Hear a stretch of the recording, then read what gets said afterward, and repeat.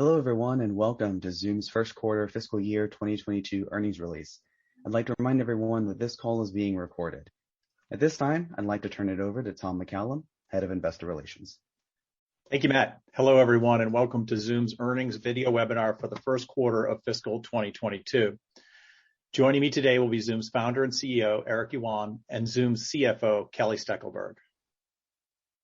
Our earnings press release was issued today after the market closed and may be downloaded from the investor relations page at investors.zoom.com. Also on this page, you'll be able to find a copy of today's prepared remarks and a slide deck with financial highlights that, along with our earnings press release, include a reconciliation of GAAP to non-GAAP financial results. During this call, we will make forward-looking statements, including statements regarding our financial outlook for the second quarter and the full fiscal year 2022. Zoom's growth strategy, business aspirations to lead the evolution to hybrid work, and the continued impact of the COVID-19 pandemic on our business. These statements are only predictions that are based on what we believe today, and actual results may differ materially. These forward-looking statements are subject to risks and other factors that could affect our performance and financial results, which we discuss in detail in our filings with the SEC, including our annual report on Form 10-K, as well as the current report on Form 8-K we filed with the SEC today. Zoom assumes no obligation to update any forward-looking statements that we may make on today's webinar. And with that, let me turn it over to Eric. Hey, thank you, Tom, and welcome everyone joining us on today's webinar. I want to start by thanking our customers for their commitment to and trust in Zoom, which drove a strong start to our fiscal year with revenue growing 191% year over year, as well as strong profitability and free cash flow. I also want to recognize our more than 5,000 employees. Their dedication to our customers' happiness is an incredible advantage and creates a positive feedback loop that keeps our customers coming back and our employees eager to meet their diverse needs. Our ability to help our customers by increasing their productivity, promoting their employees' happiness and connections to each other, and reducing their travel-related carbon footprint gives our work a great meaning and makes Zoom a great place to work. Our company culture is strong and we are more motivated than ever. Let me also thank all of you, our investors, for your trust and support. So we are very grateful to our employees, our customers, partners, and our investors. Thank you. As parts of the world reopen, a few things are clear. First, many customers I talk to are looking to create hybrid solutions as they seek to cautiously reopen some offices.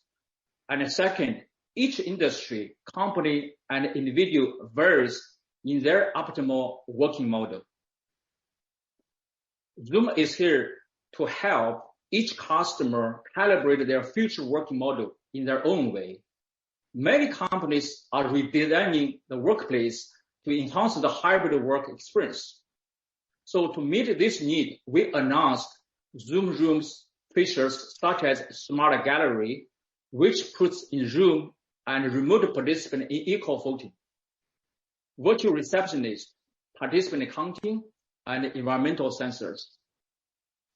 We have begun to deliver on our platform strategy. In February, we launched our Video SDK. In April, we announced our $100 million Zoom Apps Fund to further build our app ecosystem. Zoom Apps is designed to enable users to bring their favorite apps directly into the Zoom experience in a way that inspires collaboration, boosts efficiency, creates healthier habits, and generates much more fun. We will also launch Zoom Events, our events platform, which will be focused on our enterprise customers and support an array of virtual event use cases.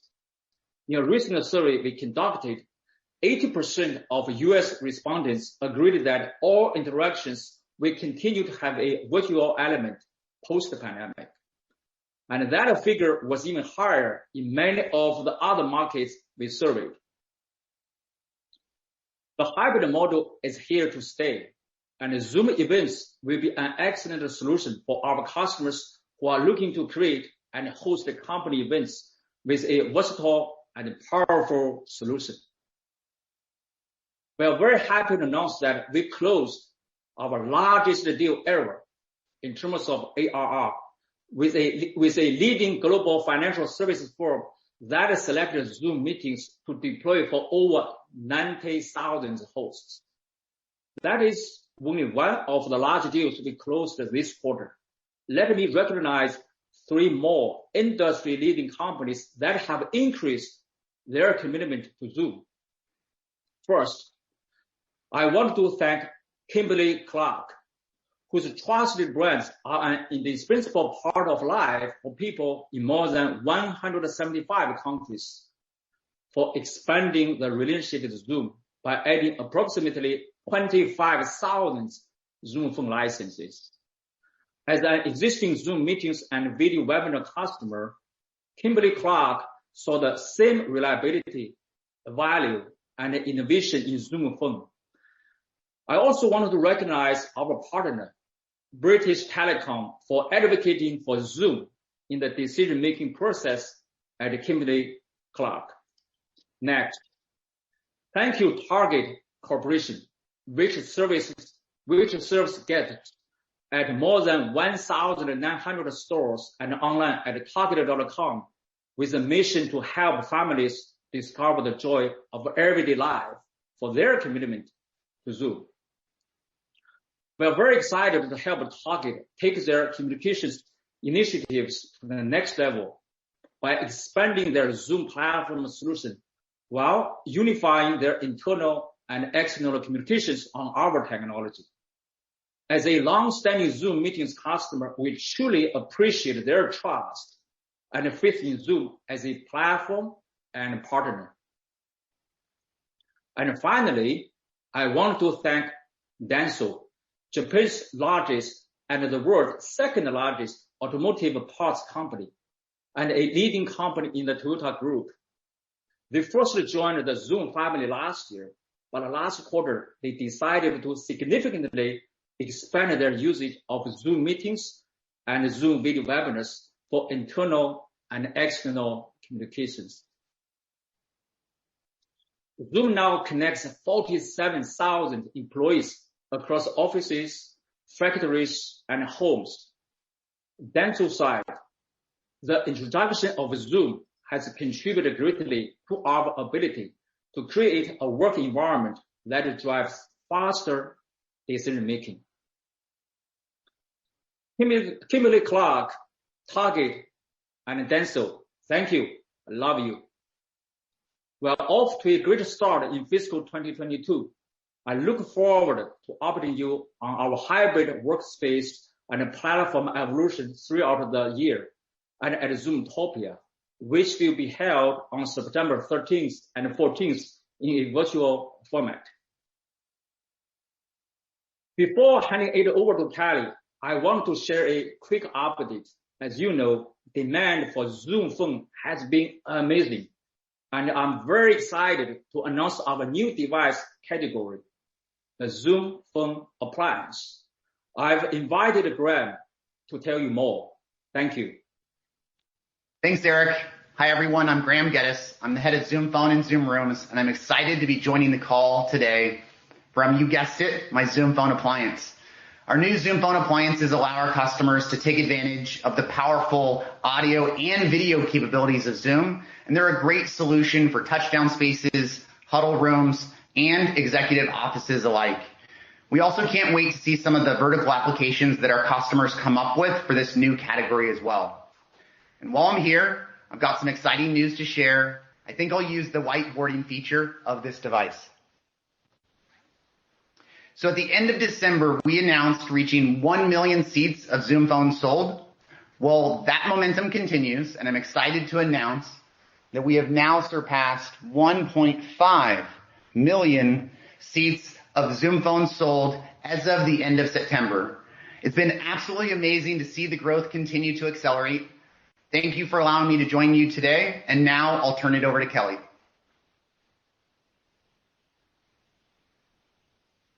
Thank you, Graham, and thanks to you and your team for your hard work and for that amazing accomplishment. Hello, everybody. Our impressive growth story continued in Q1. As you can see, we continued to win awards and third-party recognition for our strong security focus, empowering company culture, and lasting impact on society. Thank you to all of our amazing customers and employees who made these accolades possible.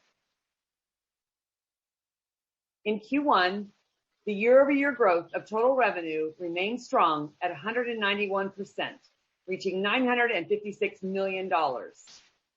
This top-line result exceeded the high end of our guidance of $905 million due to strong sales and marketing execution led by our direct and channel businesses, as well as lower than expected churn. Demand was widespread across products, industry verticals, geographies, new logos, and customer cohorts. It's also worth noting that our fiscal 2021 results have shifted our renewal seasonality, which is now more weighted towards the beginning of the year. To illustrate, we saw approximately 4 times more deals up for renewal in Q1 of FY22 as compared to Q1 of last year. Our renewals, sales, and online marketing teams really outperformed in securing renewals, and the success is a testament to their hard work and our product's strong and lasting value proposition. The year-over-year growth in revenue for the quarter was driven by a healthy mix between new and existing customers, where new customers accounted for approximately 57% of the incremental revenue, and existing customers accounted for 43% of the incremental revenue. This trend towards existing customers was expected considering the tremendous growth in our base last year. Let's take a look at the key customer metrics for the quarter. We saw growth in the upmarket as we ended the quarter with 1,999 customers generating more than $100,000 in trailing 12 months revenue. We exited the quarter with approximately 497,000 customers with more than 10 employees, adding approximately 30,000 customers during the quarter. In Q1, customers with more than 10 employees represented approximately 63% of revenue. We also continue to benefit from solid growth in our segment of customers with 10 or fewer employees. In Q1, customers with 10 or fewer employees represented approximately 37% of revenue, up from 30% in Q1 last year and stable quarter over quarter. Our net dollar expansion rate for customers with more than 10 employees exceeded 130% for the 12th consecutive quarter as customers acquired more Zoom meetings, rooms, webinars, and phone products. For this customer subset, we expect the net dollar expansion rate to remain above 130% for the next few quarters. For customers with 10 or fewer employees, which are not included in this net dollar expansion metric, we expect that cohort to be lower than FY21 as more volatile as economies continue to reopen. Both domestic and international markets had strong growth during the quarter. Our Americas revenue grew 159% year over year. Our combined APAC and EMEA revenue grew 288% year over year to be approximately 34% of revenue, up from 25% a year ago. In recent quarters, we made significant investments in our international teams, which have already begun to pay dividends. The global opportunity remains large and will continue to empower our team to capitalize on it. Now, turning to profitability. The increase in demand and strong execution drove net income profitability from both GAAP and non-GAAP perspectives.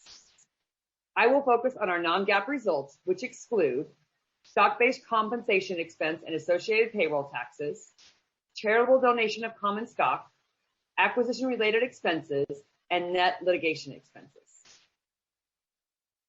Non-GAAP gross margin in the first quarter was 73.9%, compared to 69.4% in Q1 last year and 71.3% in Q4. The sequential improvement in gross margin is mainly due to optimization of public cloud resources. We expect gross margin to remain relatively stable in the low 70s as long as we continue to support free K-12 education. Research and development expense grew by 97% year over year to approximately $41 million. As a percentage of total revenue, R&D expense was approximately 4.3%, which was lower than in Q1 of last year, mainly due to the strong top-line growth. However, on a quarter-over-quarter basis, expenses grew by 33%, demonstrating our commitment to building out our engineering teams globally and maintaining best-in-class product and innovation. Sales and marketing expense grew by 84% year over year to $191 million. This reflects an additional $87 million over last year, primarily due to investments in hiring to drive future growth. Sales and marketing expense was approximately 20% of total revenue, a decrease from Q1 of last year, mainly due to strong top-line growth. We plan to continue to invest in adding global sales capacity and brand and product marketing programs in order to capitalize on our growing leadership position and growth initiatives. G&A expense in the quarter grew by 51% to $73 million as we continue to scale these functions and invest in systems, automation, and compliance to meet our new scale. G&A expense was approximately 7.7% of total revenue, a decrease from Q1 of last year. Revenue upside in the quarter carried through to the bottom line with non-GAAP operating income of $401 million, exceeding our guidance. This translates to a 41.9% non-GAAP operating margin for Q1, a large improvement from 16.6% in Q1 last year and a slight improvement from 40.9% in Q4. Non-GAAP diluted earnings per share in Q1 was $1.32 on approximately 305 million non-GAAP weighted average shares outstanding. This result is 35 cents above the high end of our guidance and $1.12 above Q1 of last year. Turning to the balance sheet. Deferred revenue at the end of the period was $1.1 billion, up 98% year over year from $552 million. Looking at both our billed and unbilled contracts, our RPO totaled approximately $2.1 billion, up 94% year over year from $1.1 billion. We expect to recognize approximately 72% of the total RPO as revenue over the next 12 months, consistent with the level of this metric last year. It's important to remember that deferred revenue and RPO trends are not reliable predictors of future revenue growth due to the large percent of monthly billings in our customer base. In addition, the timing of our renewals has increasingly shifted to the beginning of the fiscal year, with Q1 now representing our largest renewal quarter. We expect sequential increases in deferred revenue and RPO in each of the remaining quarters to be lower as our available population of annual renewals is smaller. We ended the quarter with approximately $4.7 billion in cash, cash equivalents, and marketable securities, excluding restricted cash. We had exceptional operating cash flow in the quarter of $533 million, up from $259 million in Q1 of last year. Free cash flow was $454 million, up from $252 million in Q1 of last year.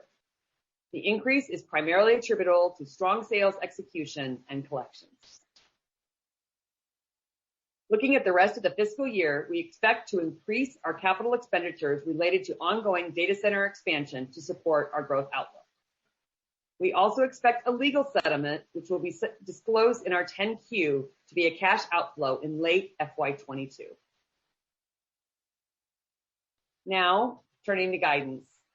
We are pleased to raise our outlook for Q2 FY22 and the full fiscal year. Please note that the impact and extent of the global pandemic still remain largely unknown.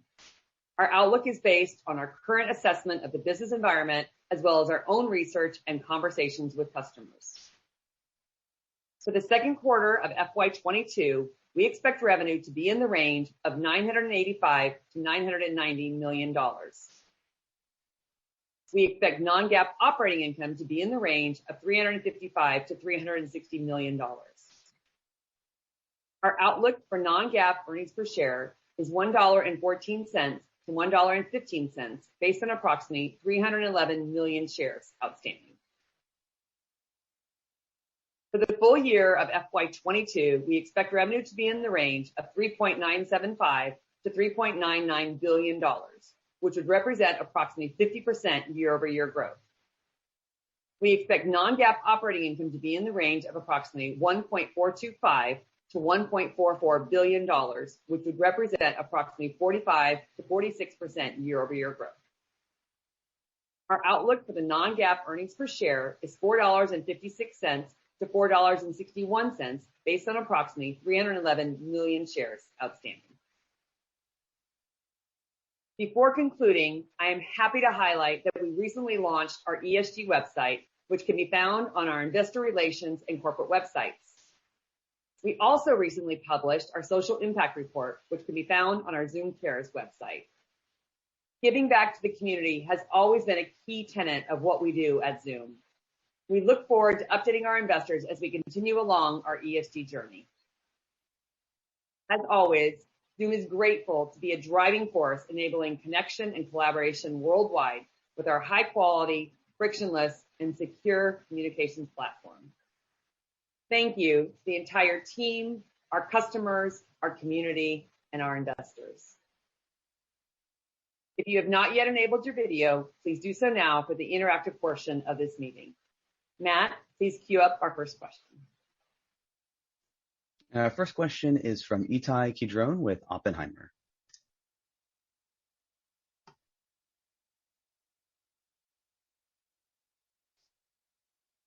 Ittai, you're on mute. Okay.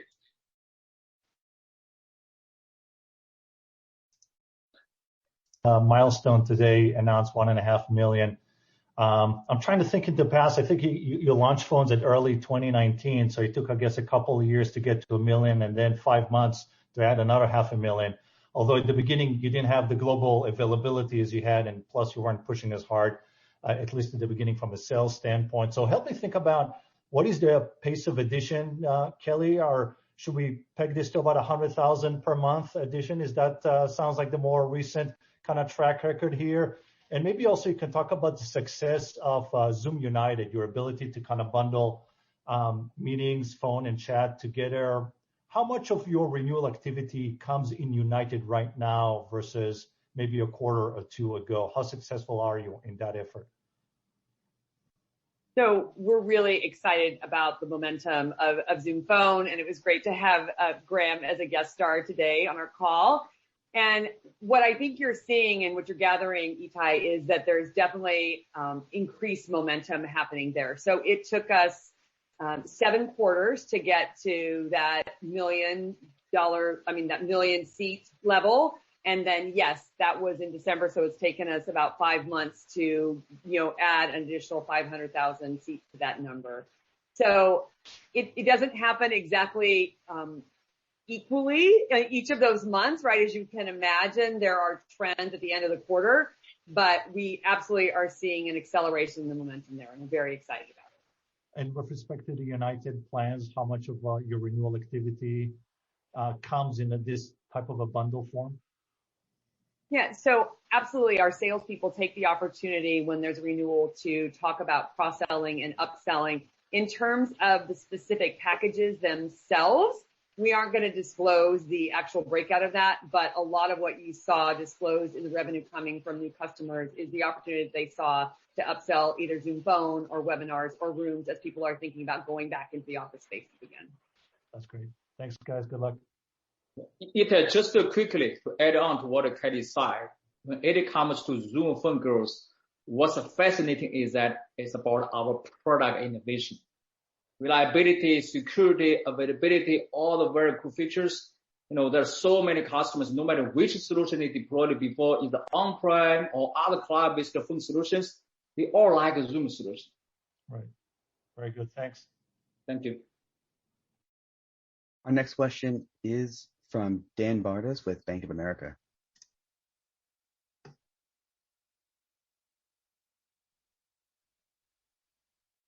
There we go. Hey guys. Hi, Dan. Great to see you. Thanks for taking the question. So Kelly, you had modeled heightened churn in the first half of this year related to renewals coming up. Based on what you're seeing, what's the reality?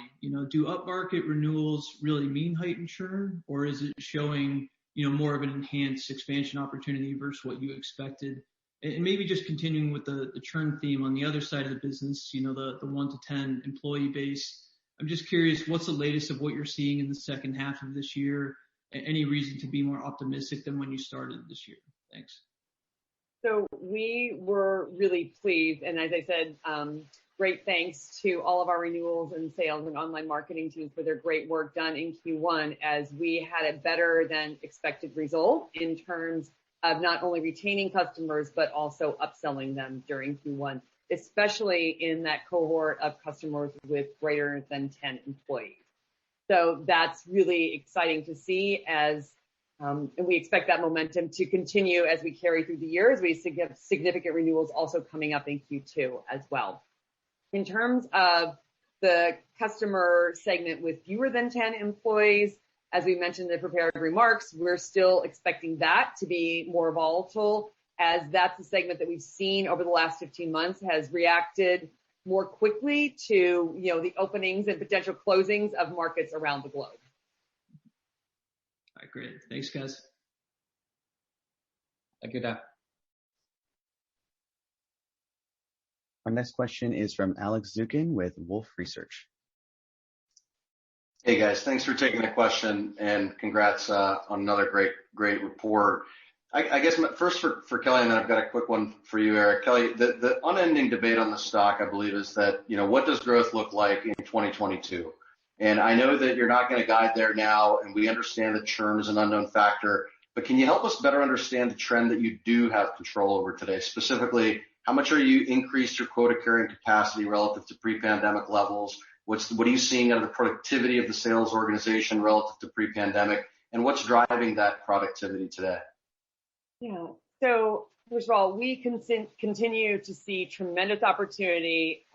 We were thrilled with the performance in the upmarket in Q1. As Eric just talked about, we had our largest deal to date, and we had some amazing customer wins. And so we are continuing to invest in our direct and our channel sales organizations, especially. And we've seen pretty consistent sales productivity. It's going back to levels that are more reflective of pre-pandemic, but at an elevated level from there, given the benefit we have of the global brand awareness, our expanded portfolio of products. And so we're really excited about the future, especially in that upmarket and international as well. As you heard, they are 34% of revenue. And then, of course, we look to Zoom Phone and the continuing momentum that we're seeing there. And then, Eric, the return to office is on everyone's mind. Looking at some recent articles, I think it's on your mind as well. With that, it would be logical to think about Zoom Rooms as really starting to become a material growth driver in this new and developing hybrid world. Can you talk about what you're seeing from that product today? How do you think about the opportunity in terms of just the sheer number of conference rooms that are out there? And what are your most forward-thinking clients doing today? And how is that impacting the spend relative to that you're seeing? Yeah, Alex, that's a great question. First of all, I want to say I'm a fan of you because of your weekly, update, sometimes daily update about what's going on SaaS market. Very well done, Alex. Thank you. I think when it comes to Zoom Rooms, that's a huge opportunity, in particular for every business when they are reopening their office. Because the way to set up Zoom Rooms or the conference rooms are very different. They like, as I mentioned earlier, right? We have a smarter gallery view, which puts in Zoom participant and remote participant on equal footing. That kind of experience I did not see requested before. But in the future, more and more like that, a lot of innovation are on Zoom Rooms. I would say this is probably the third revenue driver in terms of usage and a lot of new use cases. Also, what's more important is that when it comes to the conference room or Zoom room setup, customer, they like a consistent experience. Meaning when they back to home, because the future is about a hybrid, when they are working from home, they also want to have a consistent experience. That's another reason why customer not only do they deploy the desktop Zoom meeting or webinar or phone, but also they like the conference room experience as well. So that's another driver for our customers to standardize on Zoom platform for meetings, for webinar, or the phone. Again, a lot of innovation are in the pipeline for the Zoom rooms. Perfect. Thank you, guys. I appreciate the compliments. Thanks, Alex. Our next question is from Patrick Walravens with JMP Securities. He's joining through audio only. Hi, Pat. Hey, Patrick, are you there? You can press *6 to unmute yourself. Hi, sorry, in the car. You don't want to see that. Eric, I would love to hear if there's sort of like 3 strategic imperatives that you have for this year. I'd love to hear what you think they are. Yeah, so Patrick, drive safely. Yeah, we like your tour. I'm driving very safely. Oh, thank you. I think, I want to share with you my personal, priority. I want to share with the company, key initiatives, right? So I share with our team, when we started the year. For me, I think 3 top priorities for me as a CEO, right? Number 1 is really make sure focus on our company culture, to maintain the company culture, to evolve our company culture, because you have so many new employees coming on board remotely. Number 2 is double down my time on the platform, right? It's not only a killer video conference app company, not only a killer video phone, business, but also the overall platform. Last but not least, about some of the very big, large, and strategic deals. That's more like my personal priority. If you look at it as Zoom from a strategic perspective, first of all, I think, how to make sure support all those businesses reopen and re-enter the offices. That's very, very important. That's why you see a lot of innovations around that angle, right? Either the conference room or the phone, or even building chat or meetings. That's number 1, the initiatives. Number 2 is really about the international market expansion. That's a huge opportunity. From 25% to more than 30%, I think we do see a lot of opportunities from other EMEA, APAC, Japan, a lot of opportunities, right? We got to invest more. That's the second thing. Last but not least is overall how to make sure our platform strategy works. How to double down our platform, driven by our Zoom events, Zoom apps, and UC platform, and also our SDK business. I think that, essentially that will set us, up for the future growth if we can invest more to our platform. That's super helpful. Thank you so much. Thank you, Patrick. Next, we have Sterling Auty with JP Morgan. Yeah, thanks. Hi, guys. Great to see you. I love the Zoom Pride logo. So first, just wanted to start out with, you added about 74 million in revenue quarter over quarter this quarter and about 30,000 customers. If I look at that same addition last quarter, it actually mathematically points to the average new customer being smaller this quarter than what we saw last quarter. Is that what you're seeing in the business, or is there something else going on underneath those metrics? I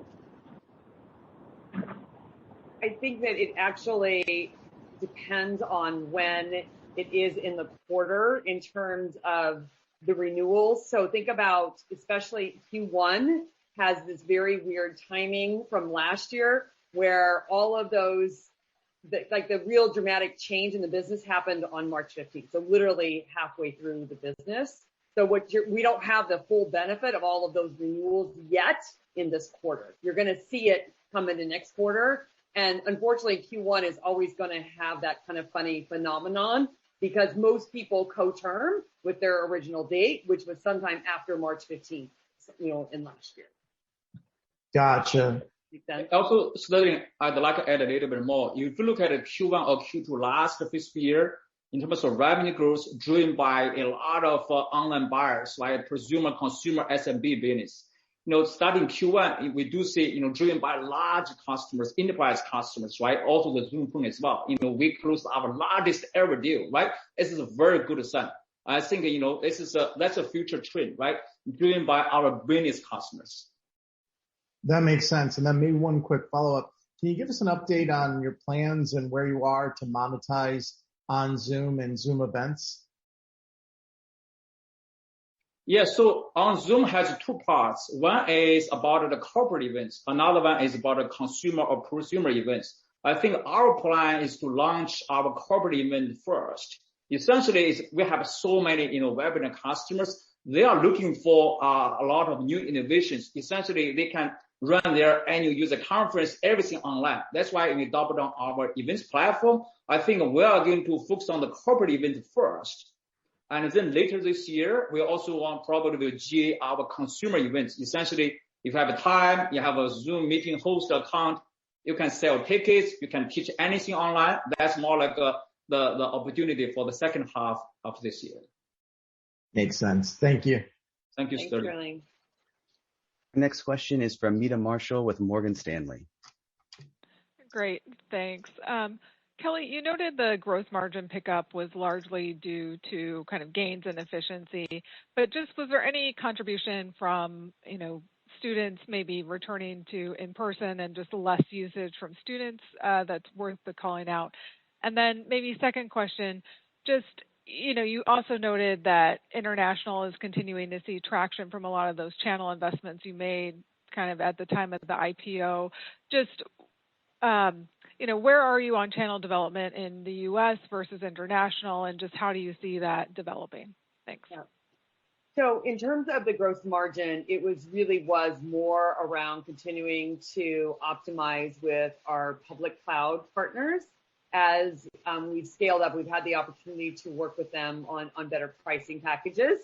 And that's really what that's attributed to, rather than seeing a dramatic shift yet in, students going back to school. As we've talked about before, there is a pretty significant impact on the gross margin due to the free K through 12. And what we expect is that is going to do what you say, though, is going to come in over time. If all of a sudden they were to go back to school, you would see a pretty dramatic step function improvement in the gross margin. But I expect that you're going to see that probably happen starting in the fall as more and more students are able to safely go back to school. And then in terms of international expansion, specifically around the channel, this is a really great question. We had a discussion about that in the last couple of weeks. So the team has done a really good job in focusing on our U.S. channel strategy, especially around Zoom Phone and building out our master agent program. And we are now working on building that out internationally. It's probably, this is guessing, but we're probably where we were in the U.S. a year ago or so. So it's probably about a year behind in terms of our international channel strategy. So it's great that there's opportunity ahead, and Laura Padilla and her team are working on that now. Great. Thanks, guys. Next question is from James Fish with Piper Sandler. Hey, Kelly and Eric. Thanks for the questions. And Kelly, actually, happy early birthday tomorrow. Happy early birthday to you too, James. Thank you. We share a birthday. Yeah. Eric, you guys noted a win with Kimberly-Clark for Zoom Phone, yet one of your competitors really cites BT as one of their key partners. Are you penetrating those tech incumbents that have, in theory, really opened up their installed bases more? And I'm specifically talking like an Avaya, for example, more than you were last year, as well as what are you hearing with carriers about partnership opportunities? I think, first of all, as Kelly mentioned earlier, right, not only driven by our direct sales team, when it comes to Zoom Phone, by and large, a lot of our customers, they already built a great relationship with those carriers or partners or master agent. We are already doubling down on that, right? This is, essentially becoming more and more important to our Zoom Phone growth. That's our strategy. Having said that, every time we work together with our, channel partners or carriers, take a British telecom, for example, when they work together with our potential prospect, after they evaluate our Zoom service, they not only realize, this service is working so well, but also we share the roadmap with them. They say, wow, That's amazing because compared with any other solutions, I mean, even other cloud-based phone solutions, we really like our roadmap. We really like our usability and integration with video meetings, webinars, and also the reliability plus security. And that's the reason why we're winning, right? British Telecom, they advocated for Zoom at Kimberly Clark. This is huge, the deployment. I think overall we see more and more deals like that. It's in particular when customers test our solutions. We have high confidence. Zoom Phone is much more innovative than any other solutions out there. That's helpful. If I can sneak in one more, obviously some exciting announcements with Zoom Phone Appliance and other things the last few quarters. But I guess how are you thinking about chat functionality really outside of the video experience app, as well as kind of the broader customer experience and collaboration markets longer term for Zoom's growth opportunity? Yeah, so it's a great question. So when it comes to Zoom Chat, right, we already had a built-in chat for many, many years. Some customers, they even standardized on Zoom Video, Zoom Phone, and Zoom Chat. However, our approach is always, look at everything from an end user, from customer perspective, right? They already deployed Slack. It's wonderful. And the two best breed of service, we work together very well. Some customer, they wanted to standardize everything for Microsoft. It's okay. We also interoperate with Microsoft Teams. Some customers, they might be using other chat or you standardize everything on our platform. Overall, I do not think, the customer, they would like to just deploy one chat solution, for everything. That's why I think, the integration with our meeting and the phone, for sure, can help, drive up the usage, for our customers. Again, we are taking a very open-minded approach. No matter which solution, chat solution they are using, we want to make sure have a much better integration experience. Thanks. Thank you. Next question is from Siti Panigrahi with Mizuho. Hey, Eric and Kelly, good to see you. Thanks for taking my question. I want to dig into that 100,000 customer paying 100,000, that segment. So this was a big renewal quarter for you guys. So just want to understand what sort of changes you have done to drive such success there, and what have you learned so that you can apply in the Q2, and then a little bit color on what sort of growth in terms of, is that more users or cross-selling products, what you saw in that segment? Yeah, so first of all, take the last part first. It was really a combination of both. As we talked about some of the customers we mentioned in the prepared remarks, we saw expansion in terms of users, some transition from active hosts to enterprise licenses, as well as additional products being deployed. And what we did, I think we talked about this last quarter, we made sure that especially our upmarket reps were aligned with the goal of renewing as many customers as possible this quarter. So we had a special bonus program in place for them to help them focus on renewals, and it really worked. And that program is in place also for Q2. So we're looking forward to a strong renewals performance in Q2 as well. Okay. And then quick follow-up on that.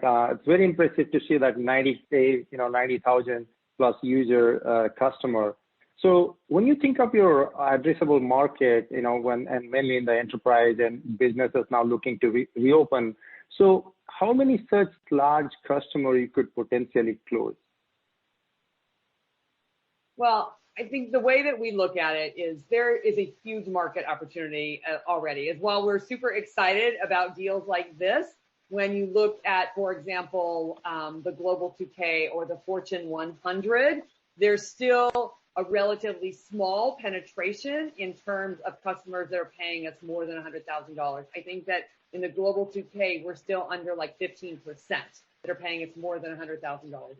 So that to me just represents opportunity that is ahead. And we have our sales team is doing a great job of focusing on all of those opportunities. We have regular check-ins with them. And so the potential is still massive. Thank you. Thank you both. Thank you, Siti. Our next question is from Will Power with Baird. Great. Thanks for taking the question. Eric, earlier on for a previous question, you spoke to some of the areas of strategic focus for you and the team this year. And I think right at the top of that, or near the top, was the focus on, turning Zoom into a broader platform and looking at those, opportunities. So as you look out over the next 3 years and putting Zoom Phone aside, which is already having tremendous success, and Zoom Rooms, as you look at the SDK, / API opportunity, which is rolling out, you look at Zoom Events, what gets you most, excited in terms of the bigger growth opportunity? And I guess within that, what are you thinking about today in terms of contact center? We hear all the UCaaS providers talk about the importance of contact center. You probably get this right every quarter. Where does that fit into the equation there too? Yeah, Will, that's a wonderful question. I think there's so many things. I'm very excited every day, but when it comes to top priority, will be excited for next 4 or 5 years. I would say number one thing is about the Zoom apps. So essentially, you look at a Zoom, right? Zoom is more like, when we build a Zoom, it's more like a business communication tools, right? During the pandemic crisis, a lot of consumers are using Zoom. Again, still for the business communication or maybe consumer communication, right? You look at the Zoom interface, it does not give you a lot of context. How to bring in those contexts to this Zoom people-centric interface? Down the road, Will, before the meeting is over, you and I can play games together. You can approve my experience report. We have a great integration with Dropbox, with SurveyMonkey, with all others. Essentially, Zoom will become an operating system to focus on the people-centric interface. To the Zoom apps, that's a huge opportunity. It's part of our overall marketplace strategy, including Zoom SDK and other integrations. That's the most exciting opportunity.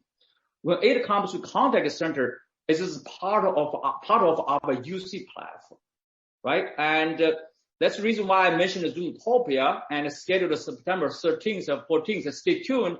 You will see something, hopefully, we can do something around the contact center. Again, that's also the big market. Today, we do integrate very well with our great partner, Five9, and also the Talkdesk, the Twilio, InContact, and hopefully we are going to do more. Again, some of the new things, stay tuned at Zoomtopia.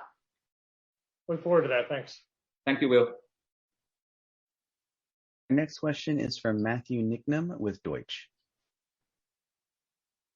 Hey guys, thanks so much for taking the question. First, just on Zoom Phone, if I could just go back, congrats on the success. Can you give any more color in terms of where you're seeing some of the accelerating growth, both in terms of customer cohorts, up market versus small business, and then talk about some of the geographic mix where you're adding subs? And then just to go back to churn, particularly for the less than 10 employee base, maybe Kelly, can you talk about how that trended in the quarter relative to expectations, and then talk about what's embedded in your forecast for the second half of the year? Thanks. So in terms of Zoom Phone, we continue to see success across all segments of our business. As we've said from the beginning, we were really excited about continued expansion into the upmarket, and we currently have 21 customers with more than 10,000 seats of Zoom Phone. So I think that shows that we really are seeing momentum in that upmarket and enterprise customer base. And so that's really exciting. And then international was the fastest growing segment in terms of geographical locations for Zoom Phone last quarter. So seeing really widespread momentum across that. And then in terms of the 1 through 10 cohort, we've talked about it consistently being the most volatile cohort. We've seen significant growth as it's, a little over a year ago, it was 20% of our revenue growing to, the mid 30s currently. And that has certainly been a segment that has been a lot more volatile than in the upmarket due to the fact that, first of all, majority of them buy on monthly plans. So that's the flexibility that we give them. And we want people to stay with Zoom because they need it, but we have seen volatility in that segment. And we have modeled, when we came into the year, we modeled accelerated churn in that segment. And that's how we're continuing to think about it as we look for the rest of the year. So, Matt, just to quickly add a little bit of color to what Kelly said. look at the phone deployment. Today, I do not think any customer, no matter big enterprise, SMB customer, they do not have a phone deployment. They already have something, either on-prem or cloud. That's the reason why you can look at our growth. That means our solution is better. Because if we are replacing any other solutions, it's not a brand new market, right? So that's a replacement really helps us to drive up our growth. No matter big enterprise on-prem deployment or SMB customers or even enterprise customers who deploy other cloud-based phone solution, they like our solution. Got it. Thank you both for the color and congrats. Thank you. Our next question is from Karl Kierstead with UBS. Thanks, everybody. Kelly, I'm going to ask you a fairly prosaic question about cash flow. Congrats, by the way. $533 million in operating cash flow, great performance. So, Kelly, I think we and a number of investors make some assumption about the gap between operating margins and operating cash flow margins. So given that Zoom, you obviously raised your full year operating margin guidance by a decent amount, you might see people apply that gap and raise their operating cash flow margin guidance or estimates as well. But I just wanted to ask you, as everybody is tempted to do that, whether there's anything happening in 2Q, 4Q that you would encourage us to keep in mind as we adjust our cash flow estimates. Thank you. Yes. So thank you for asking that, Karl. So first of all, Q1, due to the high level of renewals and this being our biggest bookings quarter last year, right? And so big renewals quarter also means the largest billings quarter for the year. So that leads to also the opportunity for exceptional collections in the quarter. So bear that in mind. And this will be the largest billings and renewal quarter of the year, as I mentioned in the prepared remarks. And then as we continue to go through the year, you should go back to see how the relationship between free cash flow and operating margin existed kind of pre-pandemic. If you go all the way back to those sort of more normal operating periods, that's what you should start to see as we move through the year.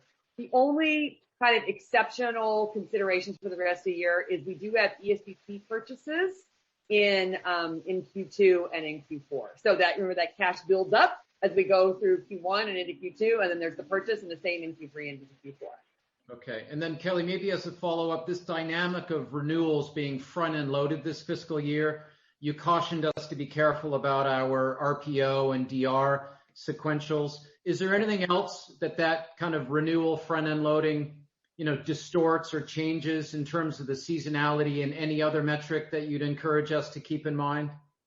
Well, the one we just talked about, which is billings and collections, right? That's really the impact. Okay, terrific. Thank you very much. Yeah, thank you. Next question is from Shebly Seyrafi with FBN Securities. Yes, thank you very much. So as kids go back to school, what kind of gross margin uplift are you thinking about is possible in the second half of the year? For example, you just hit 74%. Are you thinking about like a couple of points of uplift in the second half? And following that, you have a long-term target of 80% for the gross margin. Talk about your expected timetable to get there. Yeah. So currently, in the guidance that we just gave, we have not modeled any impact or benefit from return to school, as we are committed to supporting the needs of those schools as long as we're in a situation where it isn't safe for students to return. If they were to all of a sudden go back, which I don't think is how it would happen, you would see certainly a couple of points improvement in the growth margin. I think what'll happen likely is it'll be more measured than that. And little by little, you'll start to see the growth margin starting to creep up again. But in terms of the timeline around that long-term margin target of 80%, we haven't set a timeline, as it remains still unknown how long that service is going to be needed by the schools. Okay, thank you.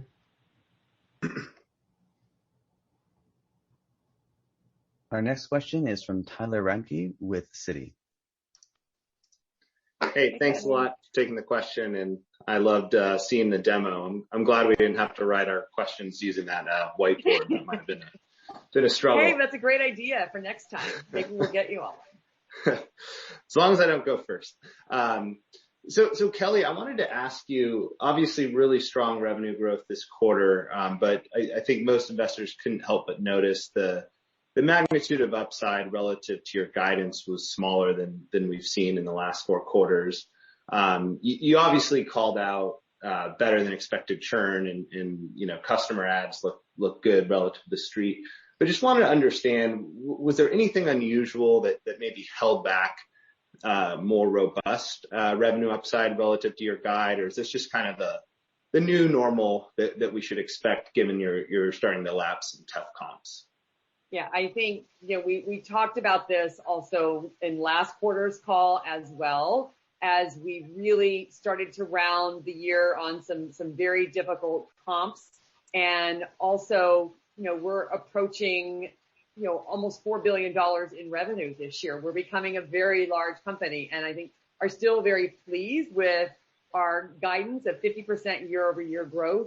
But yes, this is going to be more of the new normal, which is what I would expect, of a company that at this scale, that these are more normalized growth rates that you could expect. Great. Thank you. Next question is from Matt Stotler with William Blair. Hey guys, good to see you, and thanks for taking the question. I'll just ask one and hop on a little bit late, given we have our conference going on, so I'm sorry if somebody asked this already, but obviously the Zoom Events platform was great to see. It's something we've been thinking about for a while, and we kind of saw the on Zoom release that this is now going to be a part of this going forward. I'd love to just double click on how meaningful the opportunity with Zoom Events could be. Obviously, it makes a lot of fundamental sense, and a lot of companies have been hosting their events on Zoom. But as you think about, what that broader opportunity could look like, whether there's numbers around that or just qualitative, would be helpful. Thank you. Eric, do you want to talk about the vision? Sure, absolutely. So Matt, the reason why we built a Zoom Events is, first of all, we really, received a lot of feedback from the customer side. They already hosted a lot of Zoom webinars. Now they wanted to do more, especially the pre-events and post-events, and how to, run everything virtually on, online, right? Like take a Zoomtopia, for example, from the day when you're planning the Zoomtopia, all the way to you finish everything, make sure everything you can count on one platform. That's opportunity coming from, right? However, I think, given the last pandemic crisis, feel like a little bit more pressure, for us, how to quickly satisfy the customer need. But we do already have a large installed base for Zoom video webinar. I think it's more like a natural, a migration, right, to the Zoom Events platform. Also, as brand new opportunities, not only driven from corporate events, but also later this year for the prosumer events, right? As I mentioned earlier, right? You really can host a very meaningful events, and you can sell tickets to your participant. We have a tight integration with the payment provider as well. That's the reason why it could be another revenue driver on both corporate side and also on consumer side. Thank you. Thank you, Matt. Next question is from Matt Van Vliet with BTIG. Hey everyone, thanks for taking the question. Appreciate it. I guess thinking about the channel question a little bit differently, curious how much of an opportunity is that for the video only side, or at least the landing spot for the video side, or is that primarily Zoom Phone right now driving most of the channel business? Early on, we saw great success as selling meetings through direct, and we've continued to expand our channel relationships across both meetings and phone. But it depends on where the customer is themselves, right? We really want to meet them and provide them the opportunity to have access to our sales organization in whatever manner works for them best. So we do obviously sell both meetings and phone. A larger percentage of our Zoom Phone business comes through the channel. I think that's just based on historically how organizations have typically bought. But again, it's really up to the customer. We want to meet them wherever they feel most comfortable. Great, thank you. Thank you, Matt. Our next question is from Taz Koujalgi with Guggenheim. Hey guys, thanks for taking my question. I have a question on Zoom Phone. You've been selling through channel partners and direct as well. I had a question about the impact of margins when you sell through the channel versus selling directly, because I've heard that there's a lot of spiffs and residuals you have to pay to the channel partners when you sell through them. So can you talk about the hit to margins for Zoom Phone when you sell a deal directly versus selling through a channel partner? Yeah, we certainly have a channel program that we think is attractive and competitive in the market, but I will say we thought a very long time about setting those rates and where they are and aligning them to having a differentiated product.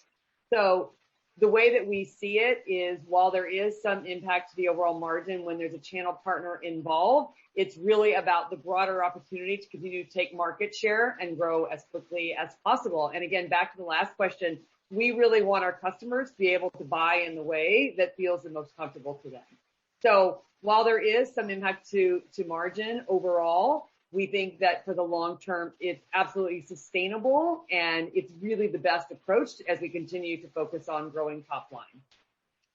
And just one more housekeeping question. I don't know if you gave us the number of Zoom Phone customers this quarter. I think last quarter was 11,000. Maybe I missed it, but can you comment on the number of Zoom Phone customers this quarter? Yeah, we did not disclose that. That's one of the things that we're going to do on a milestone basis. And the next milestone where we are likely to disclose it will be Analyst Day at Zoomtopia in September. Thanks, guys. Thank you very much. Thank you. Our next question is from Jonathan Keys with Summit Insights Group.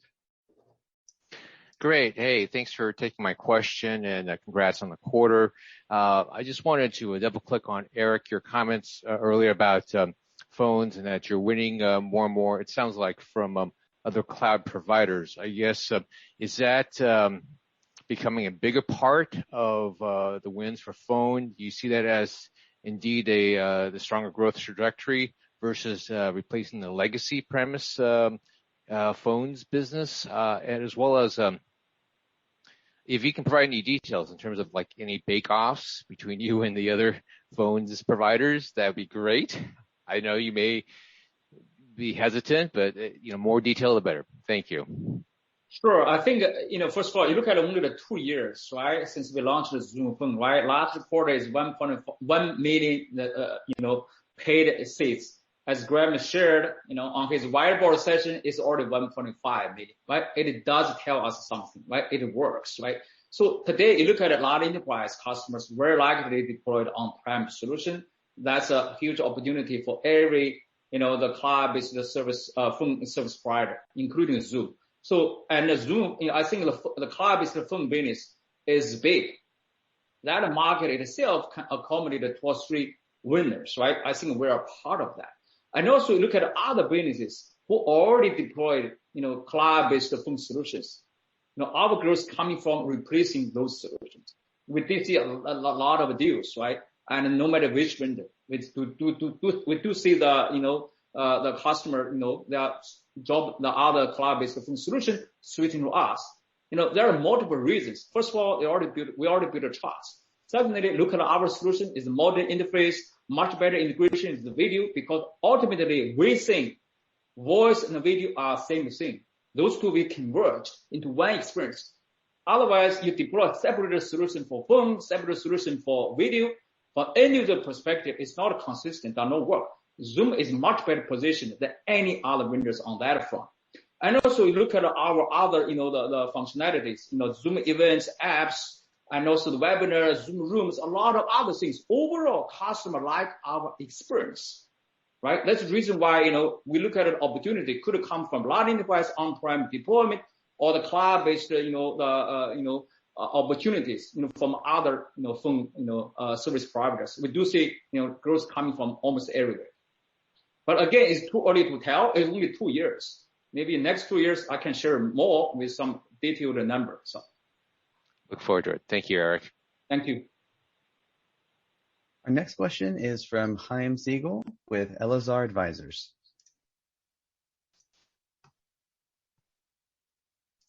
Thank you. We can hear you, Chaim.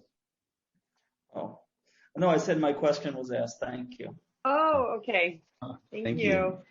Bye. Congratulations. My answer is very straightforward. Thank you. I really appreciate it. Thank you. We have Our next question is from Rishi Jaluria with RBC. Hey, Eric, Kelly, Tom, thanks so much for taking my questions. Nice to see continued momentum in the business. I wanted to ask a little bit of a philosophical question, which is around hybrid work, right? I mean, I think it's consensus at this point that the workplace of the future is going to be hybrid. But you had this really enlightening survey a couple months ago of 1,500 Zoomers of what that means, and everyone's very sharply divided on what hybrid work is, whether that's home as the primary or the office as the primary, something in between. So a simple kind of question: what does hybrid work mean when you think about that, and is there a particular model of hybrid work that you think? Yeah, so sorry, Rich, your voice a little bit broken. But anyway, so to answer to your questions, so I happened to read an article today, from Bloomberg, right? In May, right? I think they did a survey, right? The 1,000, U.S. adults, right? And 39% of the respondents, they mentioned they need flexibility. If you look at the millennials or the Generation Z, the number increased to the 49%, right? So meaning we need to give the flexibility, to those employees. Otherwise, you are going to lose the talents. So when it comes to hybrid, first of all, that will become mainstream. However, different businesses, they might have a different way to manage the hybrid work, like 2 days in the office or 3 days in the office. It's different, right? And also they might have 1 week in office, another week at home also could be different. But overall, the definition of a hybrid work is about flexibility, to give employee flexibility.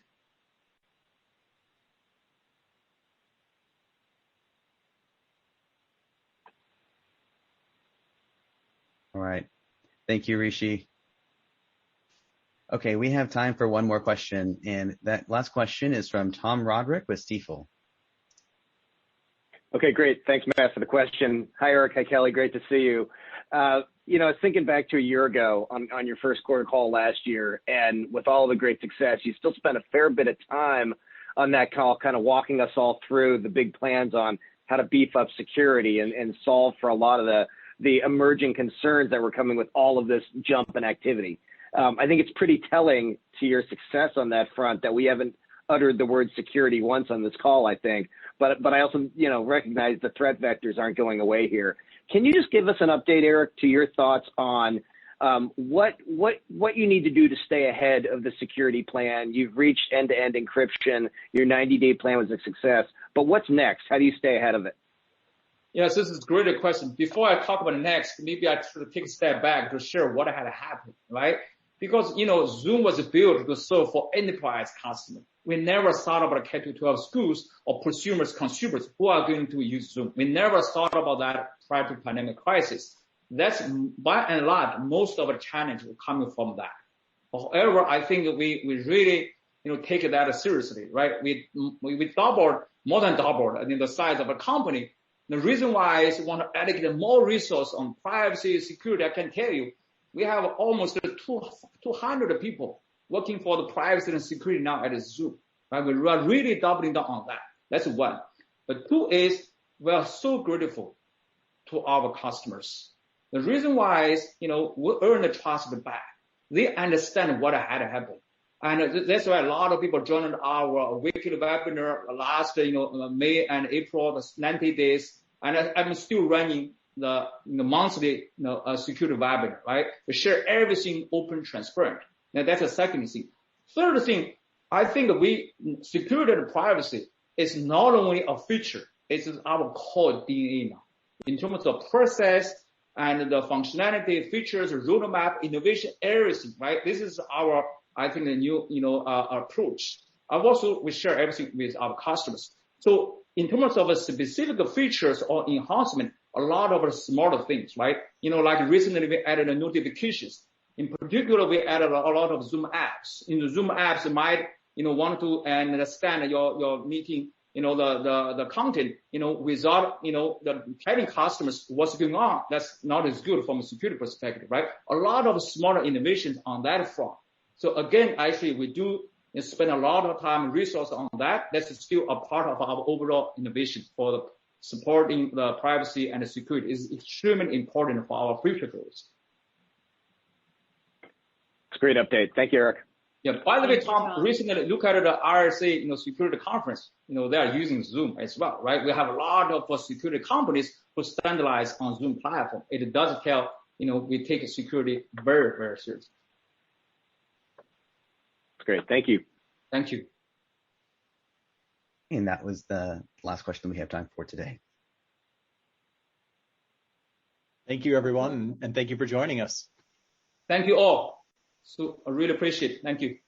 Bye, everybody. Thank you.